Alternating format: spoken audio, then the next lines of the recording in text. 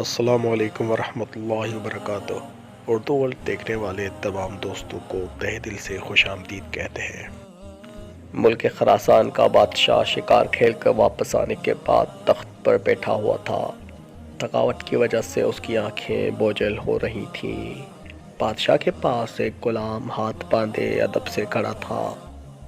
بادشاہ کو سخت نیند آئی ہوئی تھی، مگر جب بھی اس کی آنکھیں بند ہوتیں تو ایک مکھی آ کر اس کی ناک پر بیٹھ جاتی اور نیند اور بے خیالی کی وجہ سے بادشاہ غصے میں مکھی کو مارنے کی کوشش کرتا، لیکن اس کا ہاتھ اپنے ہی چہرے پر پڑتا تھا اور وہ بڑبڑا کر جاگ جاتا تھا۔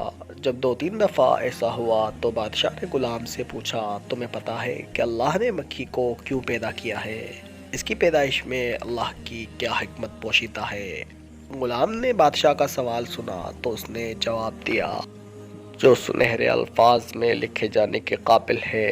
غلام نے جواب دیا، بادشاہ سلامت، اللہ نے مکھی کو اس لیے پیدا کیا ہے کہ بادشاہوں اور سلطانوں کو یہ احساس ہوتا رہے کہ بعض اوقات ان کا زور ایک مکھی پر بھی نہیں چلتا، اور اللہ پاک زمینی بادشاہوں کو یہ پیغام دینا چاہتے ہیں کہ جو تم زمین پر بادشاہ بنے پھرتے ہو، تمہاری حیثیت ہی کیا ہے، اور تمہارا زور تو اللہ کی بنائی ہوئی ایک معمولی سی مکھی پر بھی نہیں چلتا، تو تم اس اللہ کا کیسے مقابلہ کرو گے جس نے زمین اور آسمان پیدا کیے ہیں، جس نے تمام مخلوقات کو پیدا کیا ہے؟ یقیناً تمام زمینوں اور آسمانوں کا مالک صرف اللہ ہے۔